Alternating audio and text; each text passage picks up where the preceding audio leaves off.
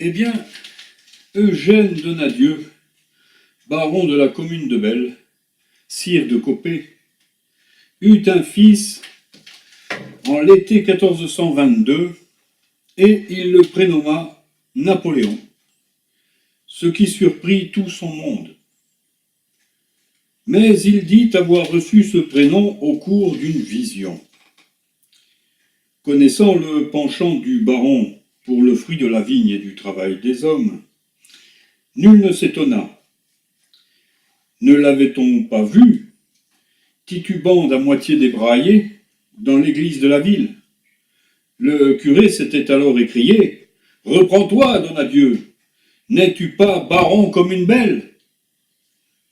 Notons en passant que c'est là l'origine certaine de cette expression qui qualifie l'homme ivre.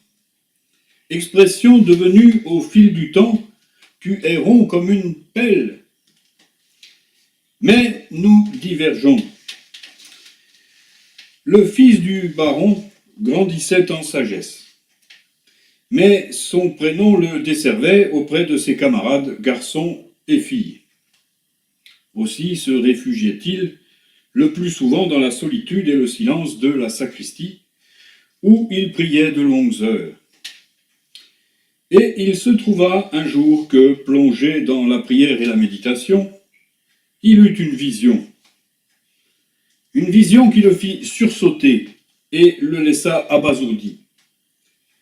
Il eut la vision du nombril de Dieu.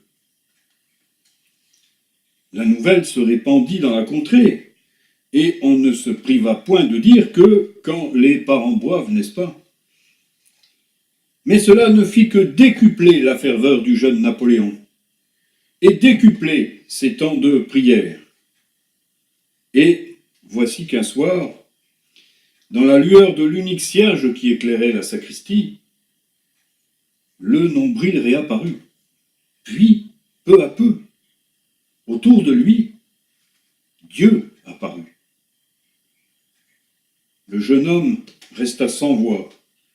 Il ne respirait plus.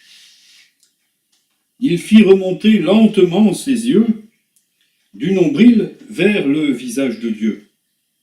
Et ses yeux croisèrent le regard divin. Napoléon fixa alors Dieu dans les yeux. Et Dieu s'évanouit. Le jeune homme se jeta alors à genoux, les mains jointes. Il pria comme jamais. Il pria Dieu de revenir à lui. Et Dieu le fit. On oublia pour quelque temps le prénom du jeune homme, qui mourut peu après et fut reconnu saint. Depuis ce jour, saint Copé est le patron des lipothymiques et de toutes les Thérèses qui ont un malaise dans certaines circonstances.